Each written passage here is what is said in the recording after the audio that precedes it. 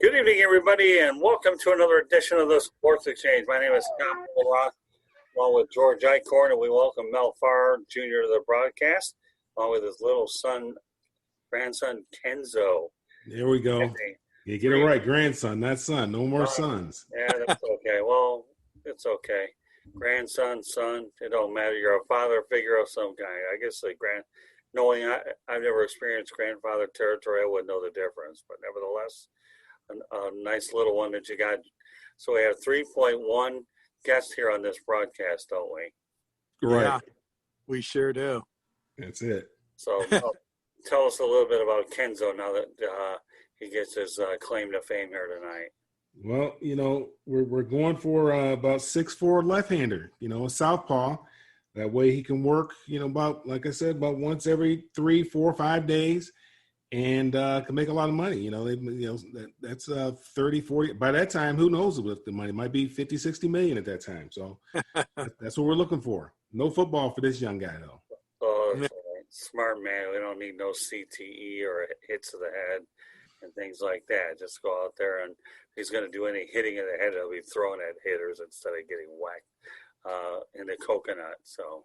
Right. Look at Andy Dalton this week. Yeah, I was just about ready to talk about that. We will address that later in the broadcast, by the way.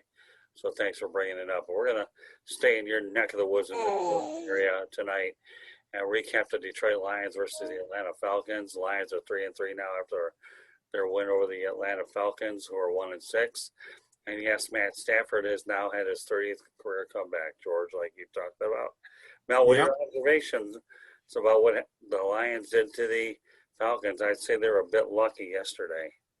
Yeah, they were very, very lucky yesterday. I had, 2 games going on. I had the sound off in that game and didn't know what Todd Gurley was doing at that particular time. Almost blew his knee out trying to stay out of the end zone because all he had to do is not score, and they would have won they would have won the football game. But his momentum carried him into the end zone. They ended up scoring quickly. Obviously, the Lions allowed him to score quickly, really didn't try to tackle him, and get the opportunity to get the ball back. And, the Lions did a great job of, going down the field and scoring a touchdown and ended up winning that ball game, taking another ball game away from the Falcons. I mean, it's a tough way to lose. Falcons have just had a very difficult year this year. You look at what happened with them earlier in the year against the Cowboys, and then that onside kick is just it's been a tough year for them. Yeah, much less the fact that Dan Quinn got fired. So, well, I think Arthur Blank was probably kicking himself for not doing it last year, based on the way they came out playing this year. They just haven't responded. They haven't played well. They haven't played well on the defensive side of the ball. Offensively, they got plenty of weapons, especially in the wide receiver core, and have not been very productive. And so when you're not productive, they don't get rid of the players. They get rid of the coach, and then the new coach will come in, and then that coach will make changes as far as the players are concerned. But the first thing you got to do is get rid of the players. And I was surprised. I mean, the first thing you got to do is get rid of the coach, but I was surprised he got rid of Dimitrov. I thought he kind of liked him. But I guess those two were joined at the hip, and, that's just the way it is. George. Yeah. Well, speaking of coaches, how about the situation in Detroit, Scott and Mel? Here we got Mr. Patricia, who seems to be the cat with 9 lives. Obviously, he gets a little bit of a break here, wouldn't you guys think, by the team winning 2 in a row, 3 out of 4? Well, yeah, I think, what they were talking about, if he lost that game against Arizona, that might have been his last ball game. But they've won a couple games, but I think, maybe the Lions are probably, based on the fact that they've won these last couple games, maybe they'll take a look at it at the end of the year, give him the end of the year, see what kind of progress he makes. I'm kind of excited to see what the new ownership is going to do with the team. But we'll see. We'll see what happens. See how the guys respond, see how they play the rest of the year, and maybe they'll get in the playoffs, and maybe they'll go on a little late run here, but we'll see. I feel bad for Matt Stafford because he's a good guy, and he's been stuck in a bad franchise for a long time. And I'd like to see it, if not for anything else, but for Matt Stafford to have an opportunity to have some success, because he has, he's been a very good quarterback. I mean, they've had the quarterback position solved. at that up there at the lines. It is everything else has been a mess. Right. And the thing is, like you said, his numbers are fantastic. I mean, he's done a really good job, and he just hasn't had the supporting cast that he needs, whether it's the wide receivers, mostly the running backs, and then the offensive line. I mean, so yeah, it's been a combination of things which Detroit has never been able to overcome as far as a full-fledged offense and obviously complementary defense too. Right. Well, I will say one thing though. With Matthew Stafford, Kenny Galladay's price is going to go up because he's had a couple 100-yard games in a row. I saw him against the Jacksonville Jaguars, and then, lo and behold, he does it again against the Falcons. He's got a tall target there, and anytime you get a tall target like you have, well, the cash register just start ringing on Kenny Galladay for sure. You know, a tall receiver definitely compensates for a quarterback. You know, if you're trying to keep it away from the defenders, then you can go lead for it. So what are your thoughts about Kenny Galladay, Mel? I've liked him ever since he came out. When I first saw him a few years ago, I've liked him. Obviously, they have to do a better job of keeping their players. That's something the Lions have not done. And they have to do a better job of keeping their players. You can't continue to draft well and then lose players. That's a recipe for disaster. Yeah. You have to draft well, pay your players, and keep them. You know, you draft well, develop the talent, pay that talent, and then you'll have an opportunity to go places. But trying to always compete in the free agent market, that's just not the way to do it. Losing your players, whether it be free agency, whether you just let them go, you just leave them out there exposed, and you end up losing them because you don't want to pay them. That's not the way that you want to go. When you draft well, that's a good thing. That means your scouting department is doing their job.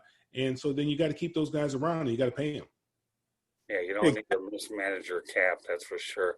And I know that was the case with Ndamukong Suh, that they should have locked them up. And when they let him get away, that was a bad move. And, they had chances to lock him up sooner and they did not do it. I don't think the defense is ever the same when Ndamukong Suh left. He added a degree of nastiness to that franchise that they haven't really fully retained. So let's talk about Stafford, DeAndre Swift making their pro debuts in Georgia the same day.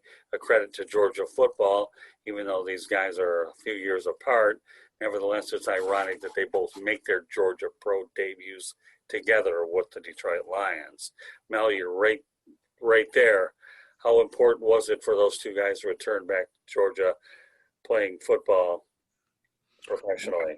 Well, I mean, I think it was big for them. Matt, he's obviously from Texas, but played collegiately here at Georgia.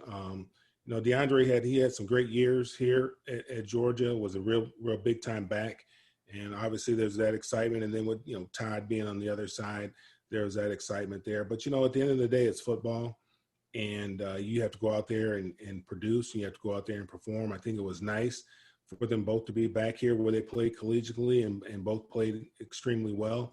But like I said, at the end of the day, it's football. They got to go out there and perform. All that nostalgic stuff that is great. But once that opening kickoff happens, it's just football as usual, and you go out there and do the best you possibly can to make sure that your team comes home with a W.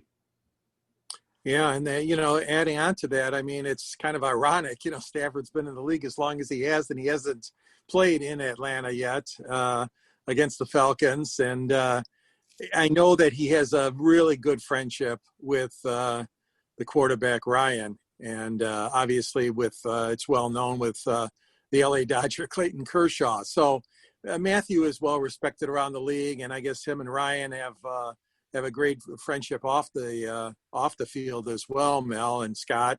And it had to be very satisfying for him to get that victory, like you said, in Georgia, and Swift as well, because obviously they had some really good days there. Their careers there were excellent, and and it was obviously something that they would probably put up in their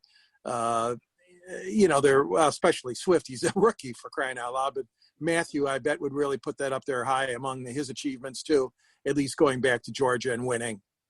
Oh, don't kid yourself. The University of Georgia's produced some pretty good running backs. Herschel Walker was one that they produced. wasn't Garrison Hurst another guy that played well over there? So Yeah, Garrison Hurst. Yep. yeah, he's another guy. So the University of Georgia does put out some pretty good running backs. Lars Tate. Who? That Lars Tate back in my day. Oh, yeah. Running back too. Yeah. They've had quite a few. Yeah, well, I mean, everybody talks about Wisconsin producing running backs, but don't sleep on Georgia. I want to say that didn't Terrell Davis come from Georgia too? I'm not sure. I think he did. I'll take your word for it. Yeah. Let's stay in the Matt theme. A guy by the name of Matt Prater kicked a 48-yard extra point, and he had to do so because Danny Amendola had a 15-yard penalty. I tell you, Matt Prater will probably own every kicking record imaginable between long field goal and now a 48-yard. I often joke around on the broadcast that the only one that could kick further than Matt Prater is Gus, the kicking mule. Do you guys ever remember seeing that movie, Gus the Kicking Mule? Yes, I do. Yeah. It's one of my favorite movies of You're all aging time. us all. Huh? You're aging us all. Yeah, I know. But let's talk about Matt Prater, though. That was. Well, I don't know if you caught it. Sorry, Scott, but Chris Myers, the announcer, he did call it a field goal. He says, and Matt Prater kicks a field goal to win the game. He by mistake because like you said, it was so long. I've never seen an extra point that long. Well, I know I know that he missed like a 40-yard field goal earlier. I've actually, but he always finds a way to make up for it. When you look at all the teams that have kicking problems, when you think about the Lions, when they lost Jason Hanson, they ran into a little bit of a problem finding a good kicker. Then when they stamped up Matt Prater, that's one position the Lions never have to worry about. Yeah. The field goal kickers, they've had a pretty good record. Yeah, he's got a big leg. Yeah, that's true. What Earl Mann many years ago, and your dad played. Yeah, Jason Hanson, Eddie Murray. Yeah. Lions can produce kickers. They need a whole lot more if all you're going to do is settle for field goals for sure. They had Eddie Murray and Jason Hanson there together. Yeah. Oh, they did. And I remember when Benny Ricardo lost his job. Oh, God. He was holding out. What happened? Once Eddie Murray kicked him out of a job, Jason Hanson, I don't know, Benny Ricardo will always remember the holdout that cost him a job, but the Lions have managed pretty well. So yes. A 48-yard extra point. My goodness. Unbelievable. Yeah. Well, unbelievable. We'll talk about T.J. Hawkinson. He's had 2 touchdowns in 2 weeks and 2 wins. Had the 1-yarder by Matt Stafford, which enabled Stafford to go ahead and throw a touchdown against every NFL team. And, of course, he does it from 11 yards out. So 1 yard 1 week and then 11 yards. But in the end, this was a game-winning touchdown. So, Mel, what do you think of T.J. Hawkinson? This kid's turning out to be quite a tight end. Yeah, I mean they drafted him, I think, in the top 10. They gave him Charlie Sanders' old number, and he's doing well. I mean, the tight end, having a good tight end makes it a lot easier on the guys on the outside and also on the running game as well, because you have a guy that can occupy that middle. You can't necessarily double team both of the guys on the outside. So having somebody that can that's a real threat on the inside, and he can run a little bit as well. So he's come to the league, and obviously there was high expectations, and giving him that number made the expectations even higher. But he seems to be doing real well with it, and obviously that's good for Matt Stafford to have somebody in there like that he can trust and get the ball to. It's kind of like a safety valve for him. Having a good tight end, that's a quarterback's best friend. Yeah, it's a good point, Mel, and you're right, Scott. TJ has come into his own lately. He does once in a while commit some penalties, which obviously the team needs to get him to be improved upon. And then that one play, a little bit of a bonehead play where he didn't get out of bounds directly when he should have, but it actually ended up not costing the Lions because they ended up winning the game. But he's only in his second year, but he's really shown taken great strides. I agree with you guys. He looks like he's really got some great tools, and I agree with you, Mel. I mean, he's becoming a favorite fast for Matt Stafford. Well, Well, when they drafted Eric Ebron, everybody thought that he was going to be the next best thing out there. But unfortunately, I don't know whether they gave up on him too prematurely or whatever. And Eric is still hanging around. He's played for Indianapolis, and now he's a productive force for the Pittsburgh Steelers. So Eric Ebron turned out to be a good player. But alluding to what Mel said earlier, it's one thing to get players and you develop and you scout and think you have talent, but if you give up on them prematurely or you don't pay them, and then your mistakes become magnified over a sustained period of time. So all right, let's talk about the position that you played, Mel, and go back to Todd Hurley. The touchdown that he wish he had back.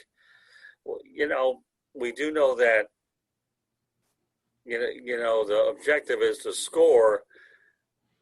But what was going through Todd Gurley's mind when he made it to the end zone when the Lions gave him a ticket to pay dirt? He was trying not to score. It's kind of, you kind of forget about it when you're that wide open and you see pay dirt. You kind of forget about it. And you want to, naturally, instinctively, you want to score. But that was one of those times where you did not want to score. You just wanted to get the ball in good position where you could, run out the clock, kick a little chip shot field goal, and get home with a W.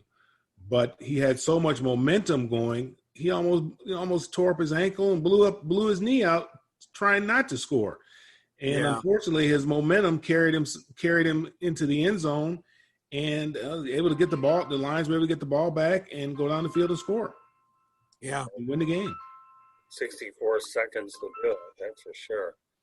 Yeah, and the thing is that, like you said, Gurley, he's destined to score, and that's what a running back is trying to do. So it is a difficult situation when you're trying to do something that you normally don't do, and the Lions defense too. They didn't want to stop him, of course, and you're right. It was just natural for him to want the end zone, but in this case, it benefited the Lions so much more.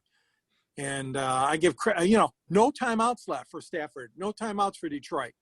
Talk about using the clock. And like you said, Scott, 64 seconds, a masterful job by Matt Stafford and the offense to march down the field. And of course, they got a break here or there. And then that crazy situation with the clock and the referee, they said that he threw a flag, but I don't know if he actually threw a flag.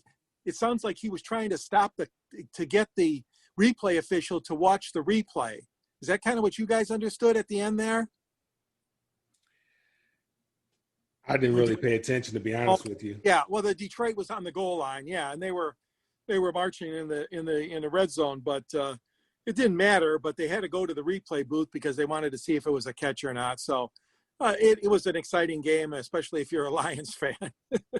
Well, the Lions, if they've had any luck at all, it's usually no luck, but this is one time it worked out for them. And getting back to what we alluded to before, every win does take the pressure off of Matt Patricia and Bob Quinn, for sure. Now 3-3 looks a lot better. At one point, we thought they'd go 0-4. They walked into Arizona, and ironically, all three of their victories have occurred on the road. Yeah. So, but, let's go back to Matt Patricia. Here's a guy who replaced Jim Caldwell, a winning coach. And the last time they had a winning coach was Joe Schmidt, who, by the way, was the coach of your dad, Mel Farr Sr., okay? And then, of course, Bob Quinn. Now, all of a sudden, these guys are at 500. And they're thought Minnesota was going to play better than they played this year. They're not playing well, but Chicago and Green Bay are playing lights out. The NFC East, that's a very weak division. They're fighting for one of those extra wild card berths, and they have an opportunity to do it. They just got to continue to play well. And there's a great opportunity, especially as poorly as the NFC East is playing. There's a great opportunity for them to slip into the playoffs. I agree, Mel. And, you look at Detroit's schedule too, and they certainly have been, taking advantage now of that schedule, beating Jacksonville, beating Atlanta, and now they got the Indianapolis Colts. And of course that's a winnable game in Detroit, I believe. I believe so too. Coming up Sunday. And then later on, you look down the road and Minnesota. Oh my gosh, Minnesota is just helter skelter. And then you got the Houston Texans on Thanksgiving Day. Right. I mean, talk about a schedule that really favors the Lions right now. And you're right; they're presented with an opportunity to grab one of those wild cards. I mean, even if Chicago and Green Bay take the two top spots, in the Central, Detroit, like you said, Mel, will be fighting for one of the other wild cards. And right now, I wouldn't rule anything out. I mean, if Stafford could continue to play like this, and the guys surrounding him, there's a possibility. Did I just say that the Lions could make the playoffs? Yeah. Well, it's a possibility. I mean, they're going to have, they got some tough games in there as well. But I mean, they got to play San Francisco at San Francisco. That's going to be, a tough game. They still got to play Chicago, Philly. That's a game that they can. I'm looking at the wrong team. Hold on a second here. How did that happen? Looking at somehow looking at the Packers schedule. Tampa Bay with Brady, and Tampa Bay is going to be a tough one too. Yes. So they got they got the Texans, they got the Washington football team. I mean, they got they have a very favorable schedule without question. Mm-hmm. Tennessee is going to be a tough game for them. That'll be a tough game. They have Green Bay in December, but that's at home. So that's a plus. They don't have to worry about the weather there. They got the Washington football team at home, which is a plus as well with their young defense. So, I mean, again, they have a very favorable schedule, very favorable. Well, the month of November definitely looks good for them for sure. So all the more reason why it bodes well for Matt Patricia and Bob Quinn, the two people, George, that get ridiculed at every press conference when things go. And we both know how tough the Detroit media can be on coaches and general managers, having worked in that market ourselves. So I think one of the things that PR people tell you ahead of time is these guys can be really tough on you. They definitely can. And that's part of I think nowadays the interview process for your head coach. This team hasn't won since 1957, and they're hungry, and they will devour you big time. And I think Bob Quinn and Matt Patricia, while they're thankful for 3-3, they know they have a lot more work ahead of them. So with that said, let's stay in Atlanta. Are Matt Ryan's days numbered, Mel?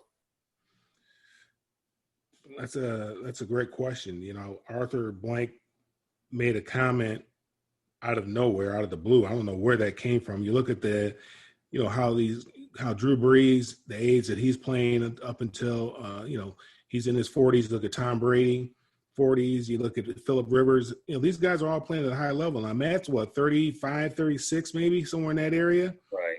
I mean, he's got another 4-5 years of playing at a high level in that position. He's never been a mobile quarterback. I mean, he had a great year when they had Shanahan here.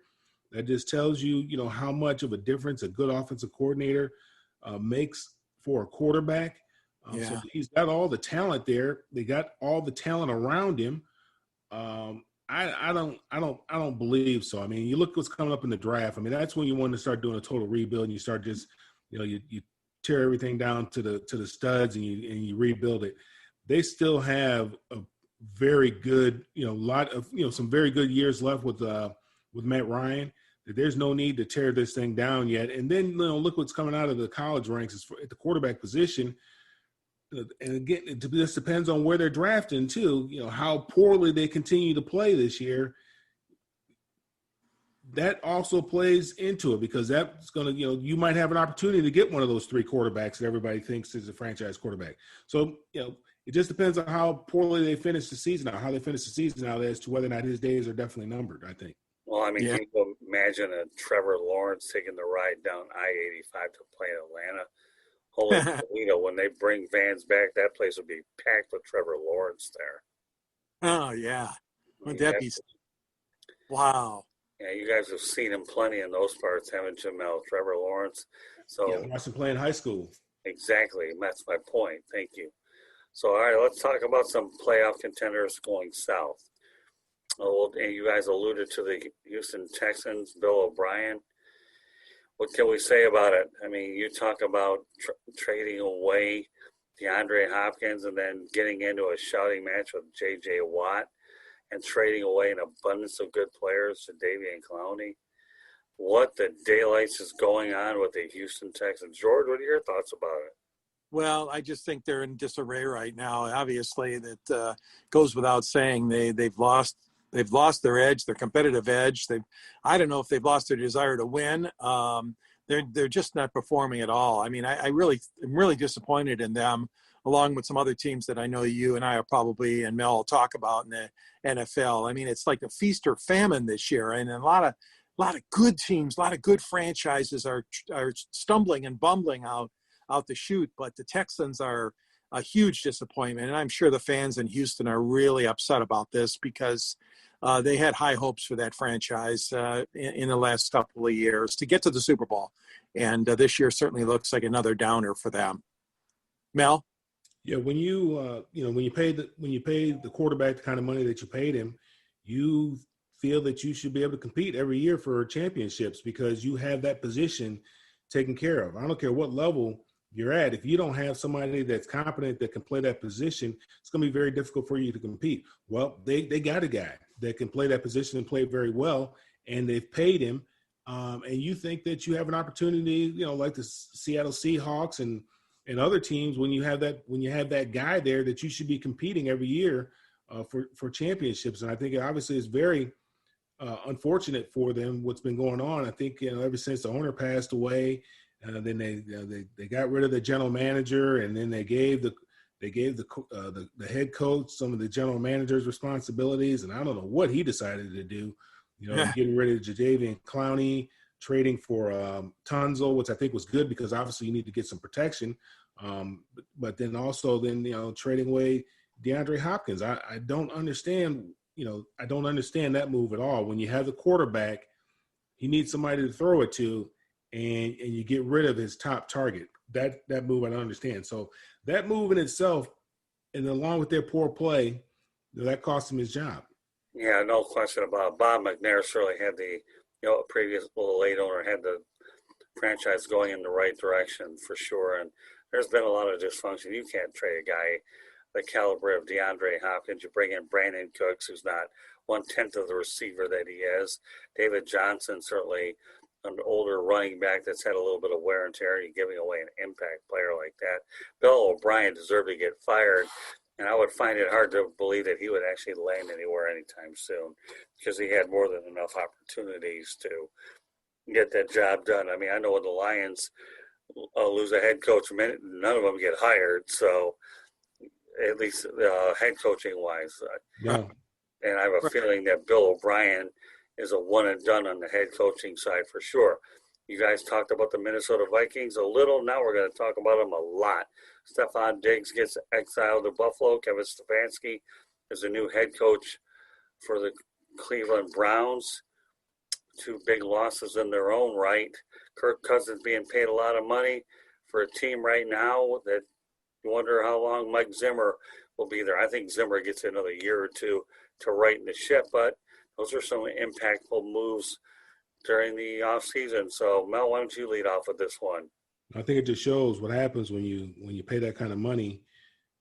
You put that kind of money in the quarterback position, that it affects other parts of your ball club, whether it be the depth or whether it be the type of starting talent that you can get. But when you commit that kind of money, those kind of dollars guaranteed to that position, it has a ripple effect. The teams that have been successful are the ones, like everybody wanted to try to do like Seattle, when they had Russell Wilson cheap. They paid a lot of guys on defense, and they were able to compete at a high level for a long time. Well, once you had to pay Russell Wilson, then you got to skimp somewhere else. And you see, they're not the same team that they were defensively back when Russell Wilson was on that rookie contract. I mean, they have a very difficult time getting to the quarterback with just their front four. And so I think Minnesota's having the same problem. They're running into that same problem. They've committed a lot of money to the position. Yeah, obviously he's steady, but they're having a very difficult time getting over the hump. And, now that they're 1-5, their chances of going on a run here is slim and none. And it's unfortunate because I like Mike Zimmer. I think he's a good guy. I think he's a good coach. I think they just might need to reevaluate that position, do something else at that position so that he can continue to have the quality of depth that he had in the years past. And I think then you could probably see Minnesota competing again. George? Yeah, I agree. I think, there's a lot of good quarterbacking left in Kirk Cousins. He's had a tough year this year. The kid is a good guy. He's from Michigan State and obviously from this area. We watched him play ball with the Spartans, and Minnesota put their future in his hands after they signed him away from the Redskins. And I just think that they've had a couple of good years with him, but again, that's things have a habit of falling apart on teams like this, and it's unfortunate. And one of the things I know that you and I talked about, Scott, on a previous show, and I'm sure Mel has too, there's no exhibition season, so there was no wiggle room for these teams, especially teams that might have had a few question marks going into the season, like Minnesota, for example. And you had no warm-up games. You had no chance to work out the kinks or to try new guys in new positions or whatever. And you're seeing the price being paid now for some of these franchises. I'm not saying that Minnesota was not prepared, as I agree with you. He is a good head coach. But I'm just saying that it happens now to many of those teams that were supposedly in the hunt, sniffing the Super Bowl possibly. In Minnesota, I tell you what, they got a long way to go. And I agree with you, Mel. I think it's too little too late. It would be an unbelievable miracle finish for them to come back after 1-5, Scott. Yeah, well, they've got a lot of work to do, and they have their work cut out for them. Philadelphia Eagles haven't been the same since Frank Reich and Nick Foles departed. That's for sure, haven't they, George? Oh, they haven't. That's another franchise. And, you talk about tough fans, tough media. Oh, man, it doesn't get any worse than that. Maybe next to New York, who has to put up with the wonderful Jets and the wonderful Giants. But the Philadelphia fans obviously are so upset and so concerned. The Eagles, another team that the franchise is kind of just falling on hard times right now. I think that, that East is still up for grabs, though. So even though as tough as they've been playing and the tough losses they've had, the Eagles are still in the running because our other friends there, the Dallas and the Washington football team and the Giants, none of them are putting together winning streaks either. So as bad as the Eagles are, they still got a shot at it because somebody's got to win that division. Right, Mel? Somebody has to win it, unfortunately. I don't think the commissioner is going to come out and say, hey, we're not going to crown anybody the NFC East champion because their poor, their play is so poor. But it's kind of sad to see. I mean, that's one of the marquee divisions in all of football. You go back, with the Giants and the Washington football team, and particularly with the Cowboys, and the Eagles. That's one of the marquee divisions in our league. And for them to be playing and to be struggling the way they're struggling is unfortunate. And it goes back to, obviously the quarterback position with Dak getting hurt. Carson Wentz, is he the guy? Isn't he the guy? Washington, they haven't found their guy yet at that position, and the Giants aren't sure if they have their guy. So when you don't have your guy, when you don't have the guy there, it's tough sledding. It's very difficult to win at any level. So it's unfortunate. Well, all I can say is Doug Peterson is a heck of a coach. If there's any coach in the NFL that can right in that ship, I have no doubt Doug Peterson can do it. And I think folks in Detroit should appreciate Matt Stafford even more when you consider what some of these other franchises are dealing with. Leading me on to my next one, the Dallas Cowboys. That's an outright disaster. Jerry Jones should have paid Dak Prescott. And of course, yesterday, Mike McCarthy was disgusted with his players because no offensive players went ahead and confronted John Bostic for that vicious hit on Andy Dalton. I mean, that was totally inexcusable. You have got to go out there. Forget about the 15-yard penalty. Show that you're a team and that you're united. And, even though they're upset that Dak Prescott got hurt, Andy Dalton, to me, deserved a lot more respect than he ended up getting, sustaining a concussion. You're going to go to battle with these guys. You got to show it. And unfortunately, the Dallas Cowboys are very dysfunctional, and they made a lot of mistakes. They should have paid Dak Prescott during the offseason. So, and I feel bad for Mike McCarthy. He's a really good coach. He really is. Well, Yeah. He hasn't shown it lately. I mean, they're struggling. I mean, his last couple of years, he hasn't done very well. Well, I mean, he's been out of the game. I mean, he just got rehired by Dallas this year. Well, I'm saying his last year in Green Bay wasn't very good, and he's not starting off very good down here. Right. Yeah, and I think you're right, guys. Jerry Jones has made some mistakes, some blunders. Dak deserved a contract. And Scott, you hit it. You were right on. I mean, they got to go and support their quarterback, and that was terrible. That vicious hit on him, and now he's got a concussion. He's in concussion protocol. So Andy Dalton is on the sidelines as well as Dak. And I don't know, Jerry's got a mess down there, doesn't he? I mean, he really does. And America's team, boy, I don't know, not anymore. Not from what I see, at least. Jerry is doing the best job he possibly can to win a Super Bowl, to show that he is capable of winning a Super Bowl without Jimmy Johnson. He can't live that down. That's a ghost that's haunting him forever, and he is doing his damnedest to try to bring a Super Bowl. But unfortunately, it's just not going to happen. It's always something that's preventing them from taking it to the next level. I mean, Jerry just doesn't know as much about football as he likes to think he knows. I mean, he's kind of like our president. I mean, he thinks he's the smartest guy in the room all the time, and that's not always the case. He should really hire some football people and just be hands off with the football. Kind of like your Bob Kraft. That's working great for him. Let somebody who knows football do the football aspect of it. You just sit back. And take all the credit and collect the Lombardi trophies. There's nothing wrong with that. Yeah. Good points, Mel. Look at you, my friend. Yeah, you know what? The biggest mistake he ever did make was letting Jimmy Johnson go, and Barry Switzer got a piece of jewelry thanks to Jimmy Johnson, that's for sure. So Switzer didn't deserve a ring. Right now, it looks like Jerry Jones got a ring around his neck here for making such a boneheaded move. I don't even know if he's honored Tom Landry at all, but that'll be for another day either. So that's bad. It really is. I mean, again, I'm not ready to throw in the towel on Mike McCarthy yet by any means, but I'll tell you, it makes you wonder if they appreciate Jason Garrett a little bit more. But they should have paid Dak Prescott is what they should have done. I mean, he could have, but he didn't. So it tells me he's not committed to him. Exactly. He never thought that was his quarterback. So, I mean, that's what that tells me. Right. And, he'll franchise tag him probably again next year. And then after that, he'll be too expensive and Dak will be on the open market. So more than likely he'll get franchise tagged again next year. That he will not sign a long-term contract. And after that, he'll be on the open market. Well, he gets money one way or the other, that's for sure. Oh, yeah, he sure will. Yeah, I agree.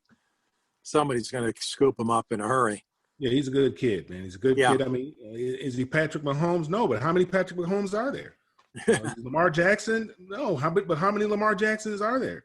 He's Dak Prescott, and he has value in what he brings to the ball club, in particular, his leadership, and he's taken on that role from day one when he was a rookie, when Tony Romo went down, and he stepped in and stepped up and played well his rookie year, and has been a leader for that football team.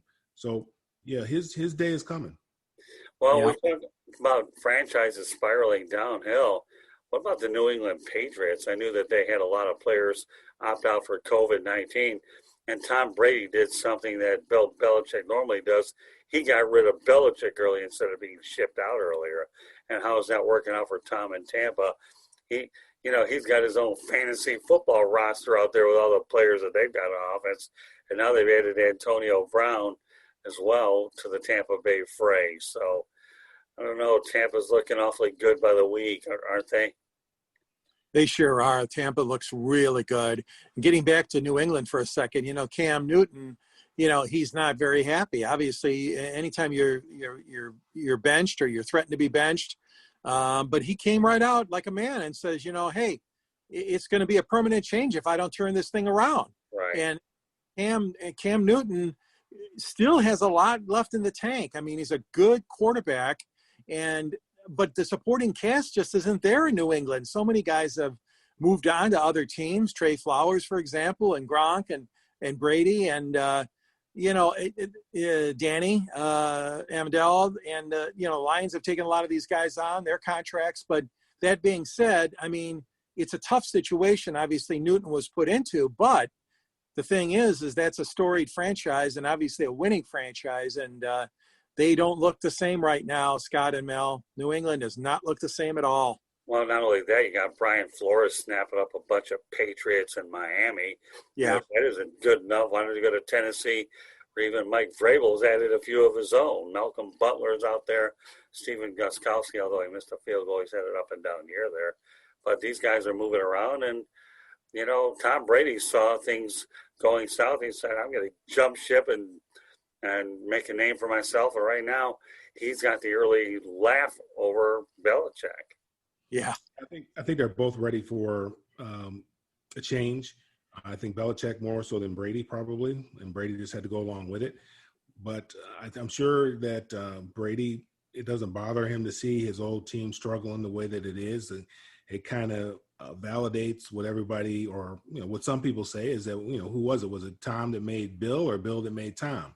Yeah. So Yeah. That kind of validates it for him from that standpoint. But unfortunately for Cam, you know, he hasn't played well the last couple of games, and he's turned the ball over quite a bit. And, you know, that's a recipe for disaster. That's something that you can't do at that level. You can't turn the ball over. I was really, really happy for Cam, the player, the way that he came out the first couple of weeks and the way that he played and the way that he was throwing the ball, because I hadn't seen him throw the ball that way in quite some time.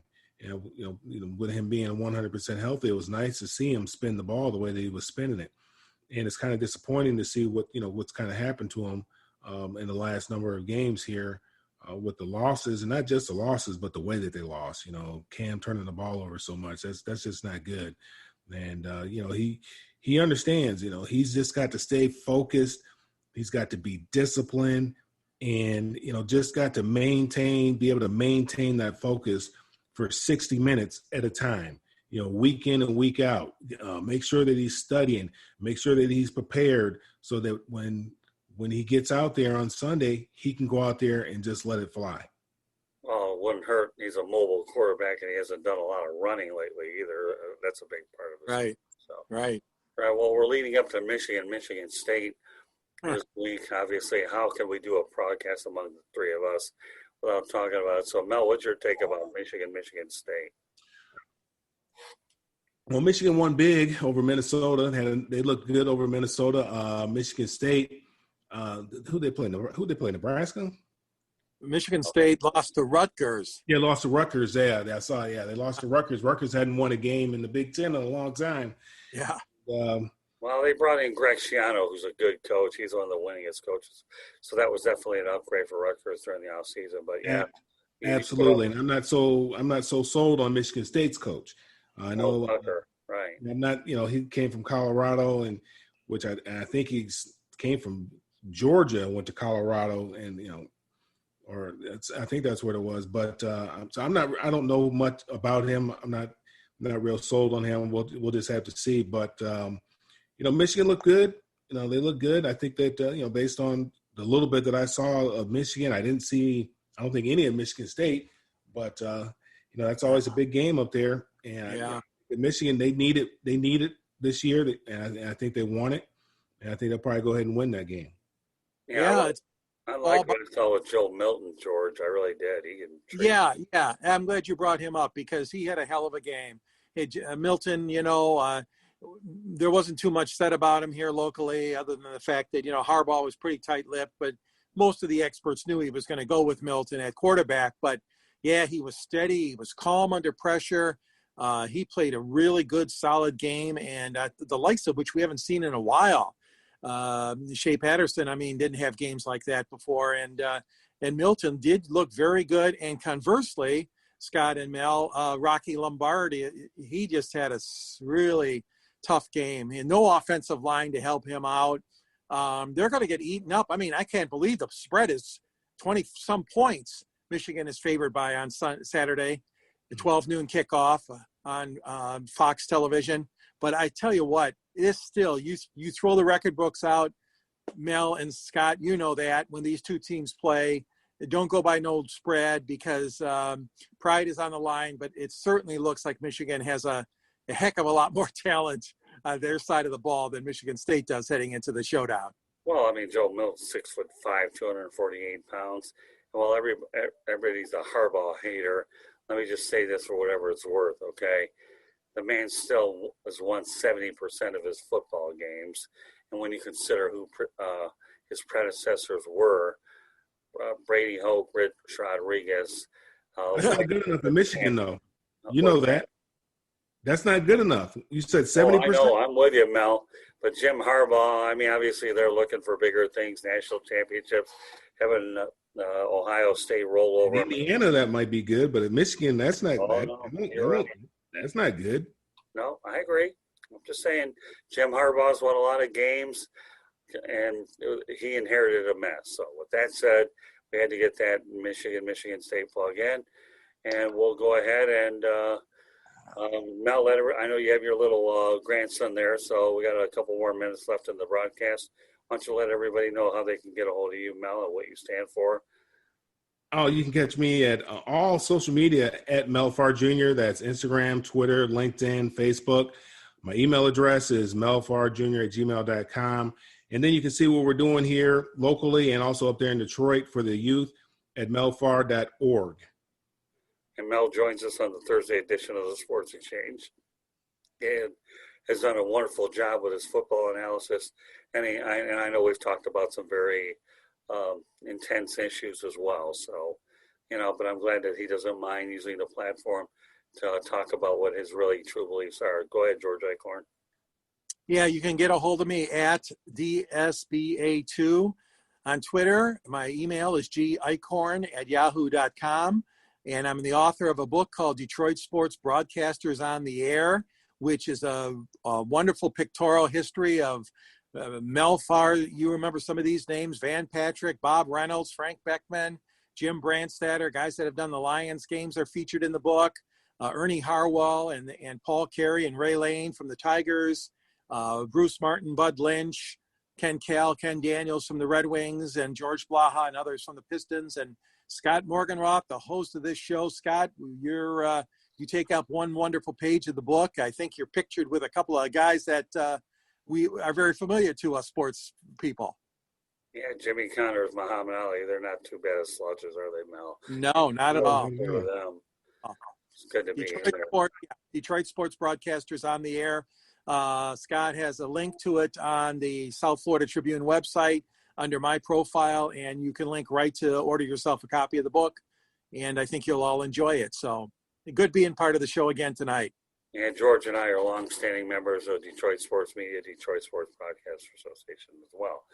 In terms of getting a hold of, just so you know, you listen to the audio version of the Sports Exchange through Apple Podcasts, Spreaker, Spotify, iHeartRadio, Google Podcasts, wherever you get your podcasts. So if you want to listen to the audio version, Apple Podcasts, Spreaker, Spotify, iHeartRadio, Google Podcasts, or wherever you get your podcasts. You could follow us on Twitter at Tribune South. That's at Tribune South. Facebook and Instagram, follow us there on South Florida Tribune. We have a YouTube channel, so if you want to see the visual portion of this broadcast, subscribe to the South Florida Tribune YouTube channel. You'll get this, and I'll give you 6 other reasons why you should. The Sports Exchange, a show that you're watching and listening to right now. No Limits, 108 Stitches Baseball Talk, Real and the Rare, Fantasy Football, and the South Florida Tribune podcast. Everybody, we have a lot of good broadcasts, depending on what you're interested in. That's the way to do it. Our website's www.southfloridatribune.com. There's actually a profile of Mel on there as well. We'd love having him on there. That's the way we make sure that everybody can reach out to him. But we also have the Motor City Monitor, for which we go ahead and promote sports in the state of Michigan as well as the Metro Detroit area. Obviously, I maintain very strong ties to the area. I want to promote my hometown, for which I'm proud to be a part of. We have content coming in from our media distribution partners, as well as our columnists. And, of course, the broadcast can be found under the WSAN dropdown. Our email address is southfloridatribune@gmail.com. And you can contact me through LinkedIn at Scott Morganroth. I'll be more than happy to connect with you there. So, folks, like Mel and George will echo my thoughts. COVID-19 to me is out there, and it's from what I hear, the numbers are starting to spike again.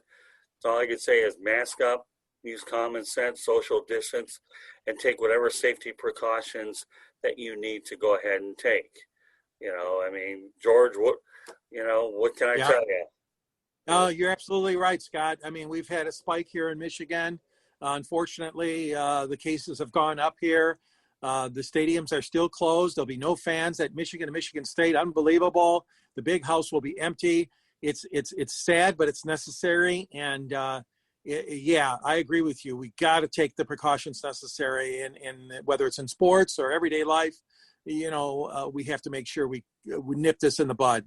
Yeah, you got to mask up, maintain your social distancing, stay at home, stay safe. Anything you got to do, take this virus seriously. It can, like Mel has told us time and time again, I don't care who you are, whether you're the president of the United States, Nick Saban, or whatnot.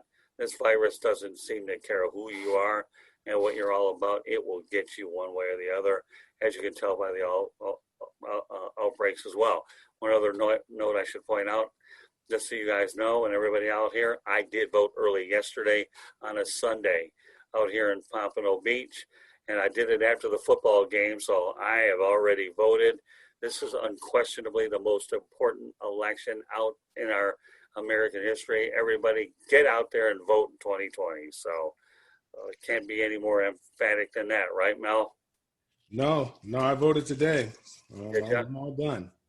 Wow, you guys are ahead of me. Had to do it. Well, I did it yesterday. I don't want to be bothered with crowds. I hate being around crowds. My new norm is go to a restaurant when it opens up. Found a situation where I could vote early, and whether it's going shopping, we do things when they open. I don't need crowds anymore during the day. If you take the necessary precautions and protocols to get it right. But this election here, and I had an opportunity to watch 60 Minutes on CBS yesterday. And if I wasn't enlightened before, I was certainly enlightened as well as it talked about. So any closing thoughts, guys? No, just everybody be safe. My brother-in-law just got COVID. So, yeah, everybody's got to be safe. I know I told you my daughter, she dealt with it already and she recovered. But my brother-in-law just came down with it. And, he's doing, so far he's asymptomatic and he's doing all right. But, fortunately, there's some place for him to go because my mom is staying with my sister right now because she had quintuple bypass surgery. And so my mom's house was available. So he's over at my mom's house and, he's trying to, obviously isolating himself over there. So it's a good thing he can do that and just kill it right there and not spread it throughout the family, especially my mom, being as susceptible as she is right now, just recovering from her surgery. Well, we'll continue wishes to your mom that she gets better. And yes. I'd be known here that your dad was a tremendous sports figure in Metro Detroit and made a lot of people else. So I'll make a Mel Farr senior reference on the program that we're proud to have his son as our football analyst here on the network. George, some closing thoughts.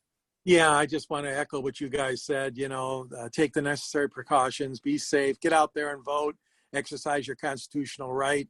And we got to take this thing seriously. COVID is not something to laugh at or to smirk about or to blow it off. I mean, it's here and it's serious stuff. So we want to wish everyone that's suffering from that the best of health and the best of success to fully recover. And that includes your brother-in-law, Mel. Yeah. And I noticed on social media, Jim Brandstetter and Dan Deerdorf were doing the game at Michigan Stadium. Bruce Mate was there. So, yeah, Michigan Stadium being empty when it's usually 100,000 strong. But when you consider 2020 being what it is, you really are forced to navigate any way you can. And you know what? Who knows? Nobody. This going into 2020, all of this stuff was unthinkable. But here we are, thankfully able to do a broadcast visually, and it's almost like being there with you guys, and you guys are here. So, meanwhile, appreciate you guys being on here tonight. This concludes this edition of the Sports Exchange. My name is Scott Morgan, Automotive City Madmouth. Thanking Mel Farr Jr. and George Eichorn for joining me. George and I have give them a sample of what next Monday is going to look like. George. Next night, Kurt David's going to be our special guest. Kurt is an author, a television host here in Detroit, and one of his attributes is to stay in touch and to also help athletes that have left the sports arena, the sports stadium, to move on to the next phase of their lives. So I know he's got some great stories to share with our audience next week, Scott and Mel, and it's going to be a lot of fun. Kurt David, his name is, and he's a very polished speaker, but he's holds that sports talk show where he interviews people that have retired from the game, such as you, Mel Jr., and others as well. So Kurt David will be our guest next week, Scott. All right, George, thanks for the preview. Mel, you and I have some work to do Thursday, so I want to say thanks for being on along with your little grandson. And George, again, always a great broadcast. We make sure that people realize that George Eichorn and I did this broadcast in the 1980s, and here we are. We're doing it here as well. So, Mel, you're dealing with a lot of history, as you well know, coming on the broadcast with George Eichorn. Everybody that comes on this broadcast with us gets a history lesson about where the Sports Exchange really originated. So, yeah, that's all right. All right. So, meanwhile, on behalf of, what's your grandson's name again? Kenzo. Kenzo, Mel, that's George. This is the Motor City Mad Mouth. Thank you for joining us on this edition of the Sports Exchange, and we'll catch you next time. Mel, enjoy your little grandson, and we got some more work to do on Thursday, all right? All right. Take care. Thank you, guys. Okay, have a good night, guys. Thank you.